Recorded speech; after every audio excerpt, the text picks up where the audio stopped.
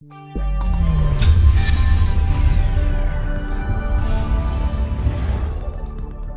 our next section, we're going to look at some of the basics of IPv4 and IPv6 routing in JunOS.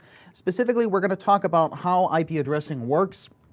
We'll see there's some minor differences between iOS's configuration of IP versus JunOS at the link level. We'll talk about how static routing works, what are some of the different options that we have at the end of the static routing statements, and then also how virtual routing and forwarding instances are implemented in JunOS. Now, as I had briefly mentioned before, one of the minor differences from a behavior point of view in JunOS versus iOS is that in iOS IP addressing, you normally have one primary address and then you can have multiple secondary addresses. In the case of JunOS, you can configure multiple interfaces at the link level, and by default, the lowest one is going to be the one that is the primary and what is also called the preferred address. So there's two separate attributes of the interface, both primary and preferred, where primary means that this is going to be the source for broadcast and multicast packets, or in other words, this is where the router would source its control plane packets. So if we wanted to establish an OSPF adjacency, then we're going to source the packet from the primary address, because OSPF normally is going to be using multicast for the hellos and for the basic protocol exchange. We also have the preferred address, where the preferred address is the one that is going to be used when we're talking to people that are on that local subnet, or in other words, for link local communication. Now, we can configure an address as both preferred and primary, and then those are configured under the address family INET at the individual link level.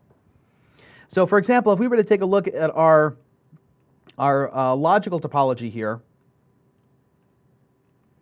and let's say that we're talking about the link between the SRX and the 7200, which is going to be right here, this interface GIGI 000.46 on VSRX2, and then this is the subinterface F00.46 on the 7200 side.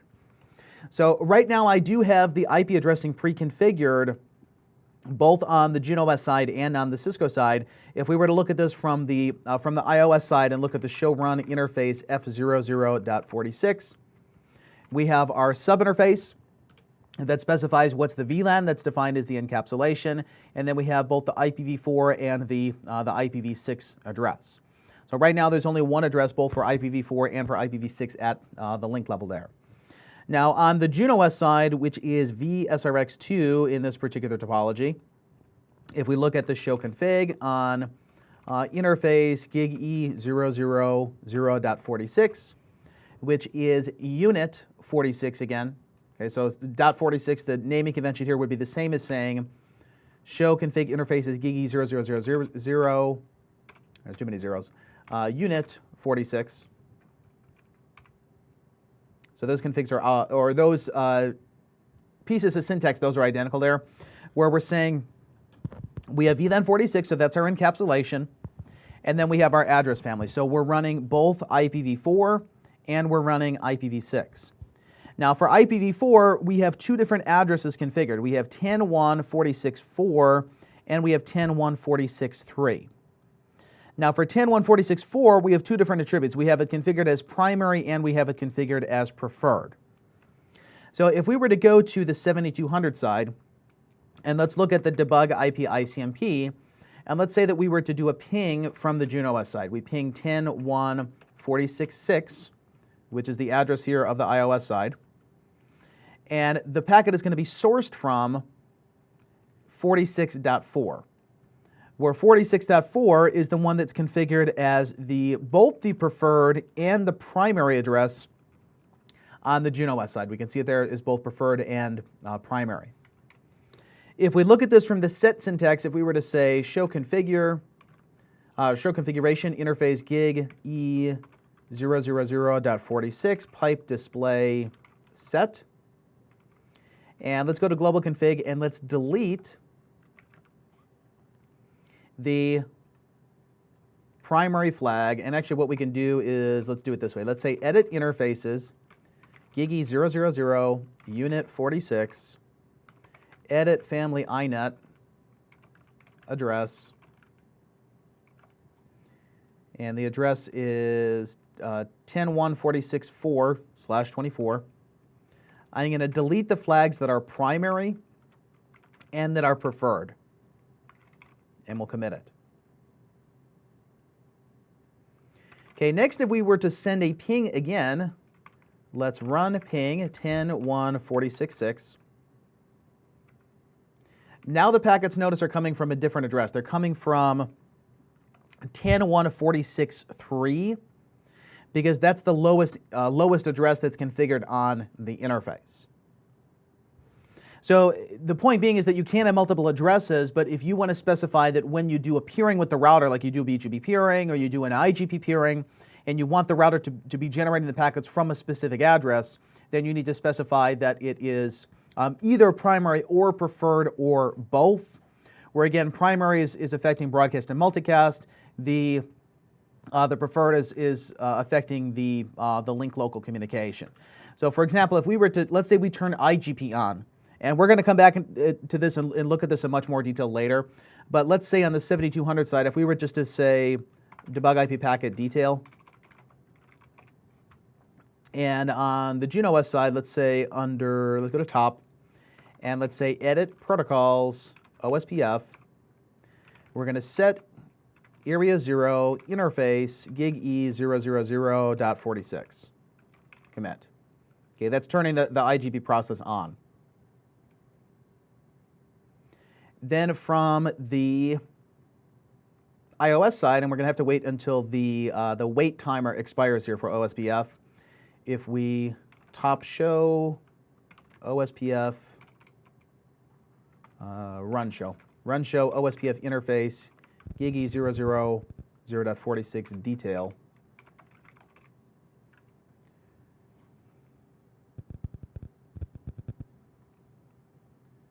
What is the state of the link? State is waiting. Okay, so we're waiting 40 seconds for the dead timer to expire before we start to send hellos. Okay, once we exit the wait state, state is DR.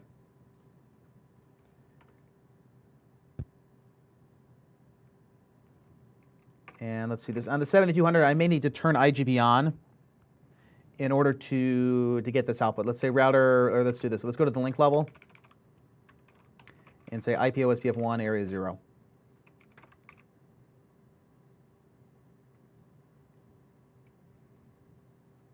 So if we see, notice here, you can see it's kind of went by fast, but let me scroll back up a little bit. The hellos on the link level are coming from both of these addresses, 10.1.46.4 and 10.1.46.3. And if we then look at the show IP OSPF neighbors, basically we have two adjacencies, which doesn't necessarily make sense. So you can have multiple addresses, but normally you would want to set one as primary and preferred, because then you don't have multiple control plane protocols that are running redundant on the link. Now, if you only have one address, then that's fine. It's going to be sourcing the control plane from that particular address. But keep in mind that if you, like in the case of iOS, if we were to do this, if we go to the link level and say IP address 1234/24 and then show run on the link, do show run interface F0046, this is replacing the address. But in the case of JunOS, when you set the family INET, you're adding to the list, you're not replacing. So unless you use the replace command or unless you delete and then set, it's just adding it as additional addresses to the interface. So again, the way that we could fix that is either by just having one address, that would be the simplest way. But if we top show interface gig E00046 family INET, we could edit that, top edit,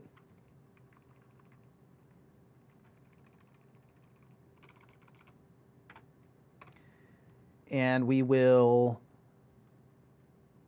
edit the address, edit address 10.1.46.4/24, set it to primary and set it to preferred. Then we'll commit and quit.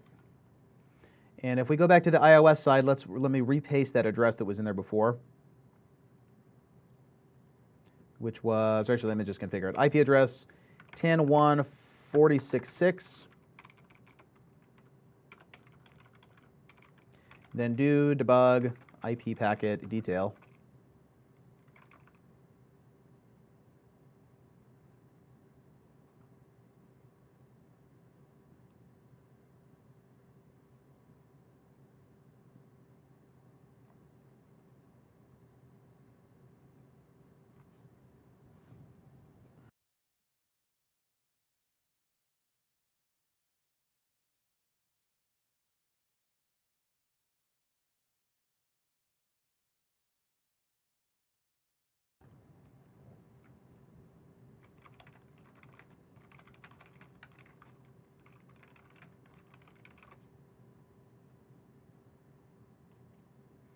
So it should, it actually should be sending it only from one address. We'll come back to this when we talk about IGP, but just keep this in mind that it is a difference in the behavior that you can't have multiple primary address. Well, technically not primary addresses. You can't have multiple addresses when you configure them.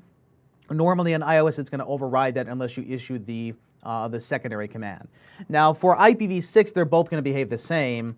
That you can have multiple addresses that can also be on different networks. They don't have to be in the same subnet.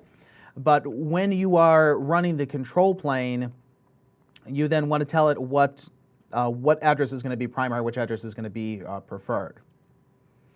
Now, in terms of routing, and we will, of course, like I mentioned, we're going to come back to IGP and BGP later. But in terms of static routing, this is going to be under configuration mode, and it's going to be under routing-options.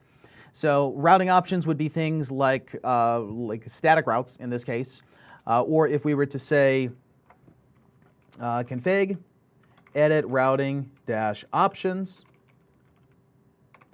and set question mark.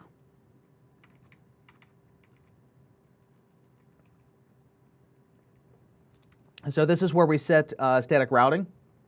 Also other options like the router ID, where in the case of JunOS, the router ID is global to the system as a whole. It's not set under individual protocols. Like in the case of iOS, you can have an OSPF router ID, a BGP router ID, an LDP router ID. For JunOS, it's just one globally that's going to affect all of the control plane. Where in our case here, we're trying to configure static routing. So we're under edit routing options. We're going to edit static. And we're going to edit static routes. And then we want to say, what's the destination that we're trying to reach? Okay, so if we set, and we're under routing options, I should have said actually not set static route. Set static route, and what is the destination? So here we're on VSRX2. If we take a look at our topology, let's say that we're trying to reach the loopback of the 7200. Okay, the loopback of the 7200 is 6666/32. So we'll say that's the particular prefix. And then what is the next hop?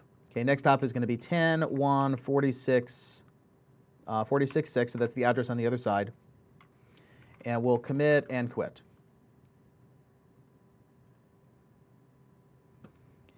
Okay, also we will turn OSPF off because we're not going to be doing dynamic routing right now. No router OSPF1.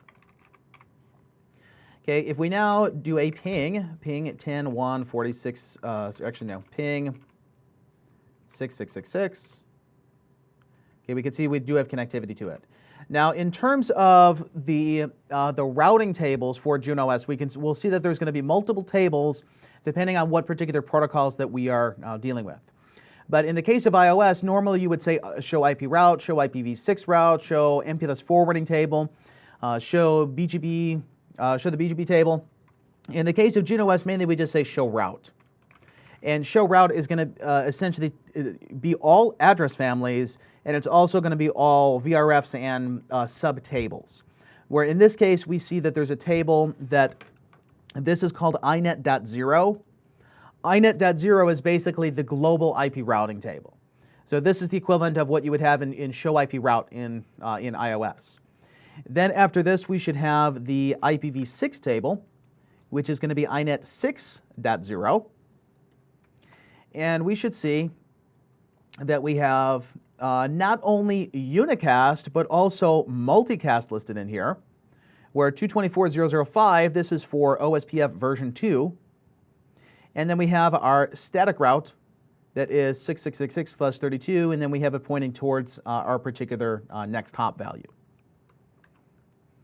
Now, in terms of IPv6 static routing, and this is also under routing options, but it's going to be under the RIB, the routing information base, INET 6.0, where when we set routing options static route, that's talking about INET.0, which is the regular global unicast IPv4 routing table. So if we want to do static routing for v6, it's similar in syntax, but we need to make sure to add this keyword here, which is RIB INET 6.0. So if we wanted to do the same thing, let's say for the IPv6 address of the other side, we would go to Edit Routing dash Options. We're config first, config, Edit Routing dash Options. We're going to set route or set static route. And the static route is, or actually we need to say static, set static, no. The RIB comes first. So we say set RIB, what table is it in? The table's name is INET 6.0. So that we have a static route, and then what's the destination? So if we say that it's their IPv6 loopback, which in this case is 2001:6666/128. And then how do we get there? And the next hop is going to be their global unicast address, which is, if we go to the other side, and we show run interface F0046. Okay, that's the next hop. If we commit and quit, and then show route, we could just say show route, which again is going to show all the tables. But if we say show route and then specifically the table, this would be filtering it based on the address family. So if we say show route, the table is INET 6.0, then that's the equivalent of show IPv6 route. Or likewise, if you show table INET.0, that's the equivalent of show IP route in iOS. But the logic is going to be the same, that you can have multiple different protocols. We have static, we have dynamic. In terms of dynamic, we have OSPF, RIP version 2, IS to IS, BGP. Same parallels in IPv6. We have RIP-NG, we have OSPF v3, ISIS, and BGP. And we'll see once we go through the configurations, we'll talk a little bit more about the format of the table and what happens if you have multiple dynamic routes and like you're competing with one match over another. But in this case, we can see that we have the static route installed. It's to the directly connected neighbor, and we can see that the router already knows that this is going to recurse to GigE 000.46. So if we were to do a ping to 2001::6666, we should be able to get reachability because we're directly connected to that neighbor. Now, there's some other key differences here, though, between the JunOS behavior and iOS. One of them is that the static routes are not recursive by default.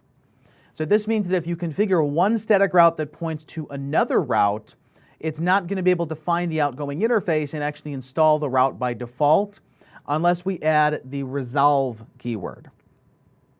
So for example, we have a situation here where there's one static route. In this case, it's a static default route. So it's an INET 6 route, so it's IPv6 route for ::/0, which is our default. And it says the default route points to the next hop 2001::1. Now, assuming that 2001::1 is not on a directly connected interface, there might be some other intermediary route that's pointing towards it. The router is not going to be able to install this in INET 6.0 into the actual RIB and then into the fib. So by saying that we have the option resolve on the route, if we have another route that's pointing towards the next hop and we are somehow able to recurse it towards an interface, then we would be able to install it. So like in this case, if we were to say config edit routing dash options, set static route 1234 is via the next hop 5678. And if we set static route 5678 via the next hop 10.1.46.6,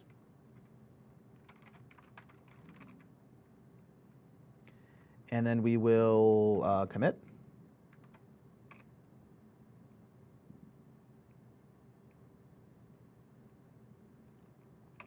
And we run show route table inet.0, so that's the equivalent of show IP route.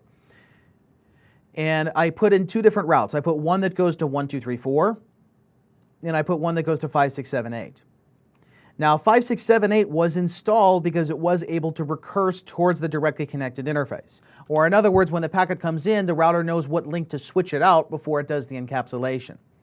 But with the previous route 1234, that's not resolved or recursed to a physical interface, so it's not able to do the installation. Where in the case of iOS, routes are recursive by default, that you can have multiple levels of one route pointing towards another. But in this case, if you did want to do that, we can do it for the route. We just have to say that that is an option on it. Where we would edit static, we would edit the route 1234/32, and then set the resolve option onto it, commit and quit.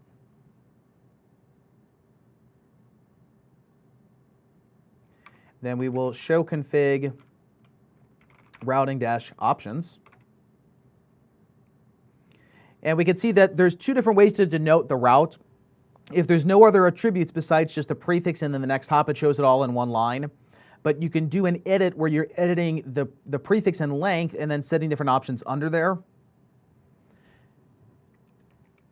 And if we show config routing options, pipe display set, we can see what are those set commands that have this result.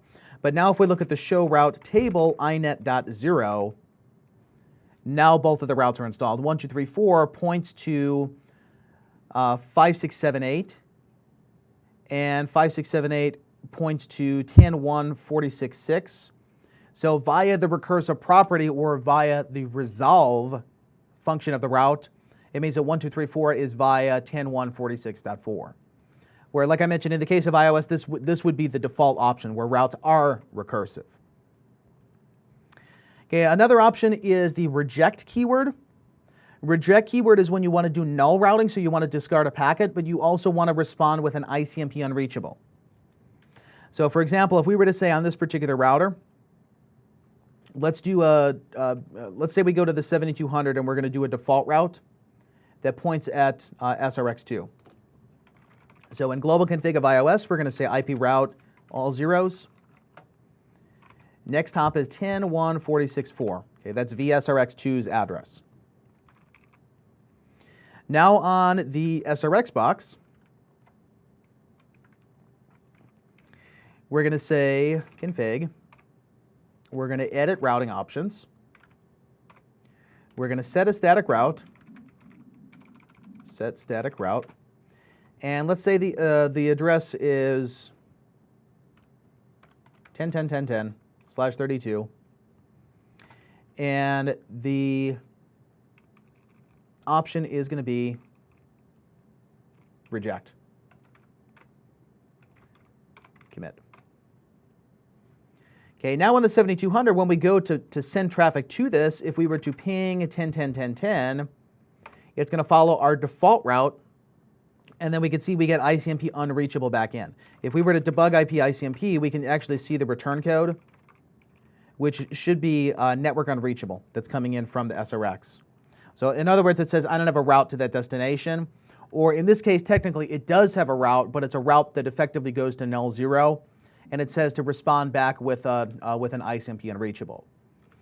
Now, if we were to say instead of reject, if we were to say discard, discard means that you are still going to drop the traffic, so you're null routing it, but you are going to silently discard it. And this is a different behavior than iOS, where in iOS you would globally say no IP unreachables, or at the null zero interface say no IP unreachables, and that would turn it off globally for the system. But in the case of JunOS, you can say on a per route basis, do you want to just silently discard the traffic, or do you want to discard it and then reply back with unreachable? So if we were to set another static route similarly, let's say set static route 11.11.11.11/32, but we are going to discard as opposed to reject. when we do a ping now to 11.11.11.11, the packet gets dropped, but the packet gets silently dropped, so we don't have an ICMP unreachable coming back in.